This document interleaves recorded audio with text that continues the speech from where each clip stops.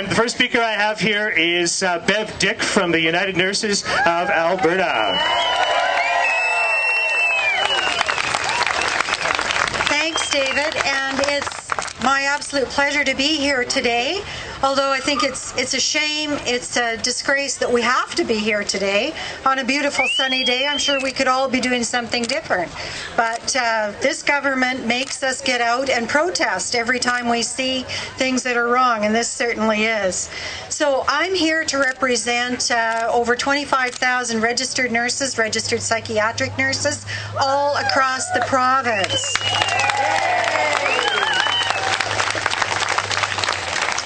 Our healthcare system is under attack, and the big shame, it's under attack by our very own government, people that have been elected by residents in this province, and they counted on them to do the right thing, and they're doing the wrong thing the wrong way. In the last few months, we've seen some really disturbing changes in our healthcare system. A few short months ago, we were constantly hearing about the nursing shortage, and that's because it's real. It was real then, it's real now. And suddenly, because Duckett woke up one night and had a nightmare, he declares the nursing shortage is over, and he seems to think simply by declaring it makes it so. Well, Chuck it, Duckett. That's extremely frightening if he believes, and Ed Stelmach supports this man in what he's doing, believes that merely declaring something makes it true. Well, nurses are professionals, and we believe in evidence. And, you know, he's not using any evidence here, so we certainly take issue with that. They now want to pay they not only are declaring it no longer a nursing shortage, they want to pay some of our most senior nurses, they want to pay them some money to go away. I mean, how ridiculous is that? There's been millions of dollars invested in educating new nurses into the system, and as we heard from David, they were out there protesting yesterday too, because the likelihood of any of them getting a job in this province is next to nil. So other provinces, and indeed other countries, are going to be reaping the fruits of Alberta's investment. We're losing these new graduates, which we desperately need in our system, and we're losing our investment that we have paid as taxpayers into their education. Shame on you. They did this in the 1990s, and they're doing it again. When will they learn from their mistakes? We have backups in emergency rooms, in hospitals, so they brought in the so-called overcapacity protocols, and for some of you that don't know what that ingenious term means, that means stuffing a third patient in a semi-private room that normally would have two patients. So reach out and touch someone has a whole new meaning. Nurses have been raising serious concerns about safety concerns about those exact issues. You don't put patients in lounges and hallways and 2 feet between them, or maybe sometimes a foot between them, and call that safe patient care. Now they're closing 350 acute hospital beds. The worst thing of all, shame. The worst part of that is they're being absolutely dishonest with us when they're going about doing this. They're spinning the numbers.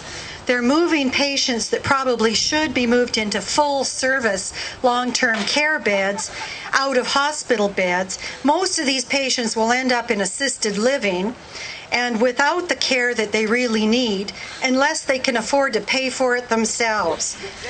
Shame on you. Yesterday I was at a meeting in Calgary, and I heard from nurses in the Nanton area, and they tell me there's a new assisted living place that just opened up there. They've spent millions of dollars on this facility, beautiful looking facility, and it has no basics, no wheelchairs, no commode chairs, and imagine this in southern Alberta after the summer that we've had, no air conditioning. That's torture. That amounts to torturing our seniors if you expect them to be housed in that kind of a situation with no air conditioning when you end up with many days of plus 30 in the summer. So much for transparency. Then we get to the Alberta Hospital Edmonton situation. Oh, gosh. They're closing large parts of this facility and moving patients into the community. This facility serves acutely mentally ill patients. Closing this facility is the equivalent to closing the intensive care unit at the University Hospital in Edmonton. Would they allow that to happen? And they shouldn't be getting away with it with the mental health patients of this province either. But they're a group of patients that doesn't have a strong voice either, so they think they can pick on them. First the seniors, now mental health. Many of the buildings at Alberta Hospital Edmonton are old, absolutely. But the programs that run out of that facility and the staff that care for those patients out there are world class.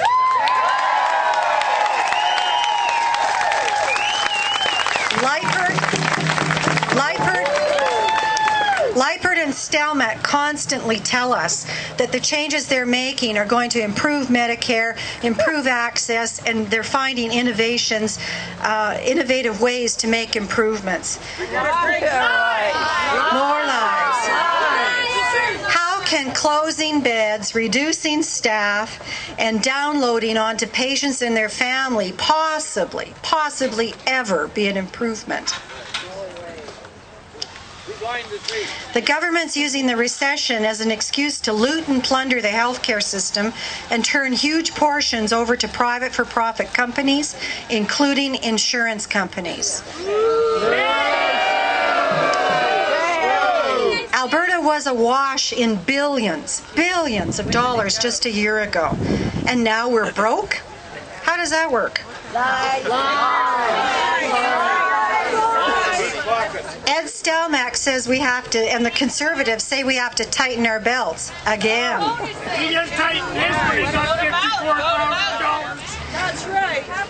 We did this the last time they bungled our economy, and are they expecting us to fall for it again? No!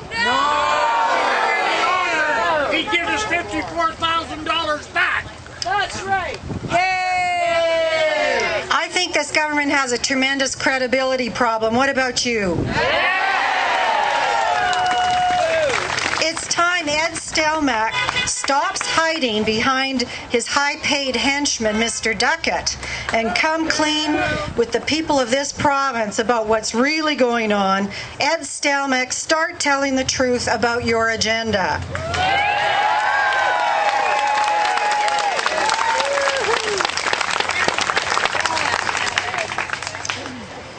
That's why we're here today, because nurses oppose the ridiculous changes that they're making. None of them are going to equate to any improvements. Nurses in Alberta and around the world support and fight for universal health care that's accessible and affordable to all citizens. We're going to stand behind you in this major debate that's unfolding in our province. Nurses will always be there to defend the right of people to get care where they need it, when they need it. Does Ed Stelmach want his legacy to be the premier that finally destroyed our healthcare system? He's getting there. If he stays on this wrong way path, that's exactly what his legacy will be. So when it comes to more health care cuts, we say, Ed Stelmach, don't do it. Ed Stelmach, turn it around.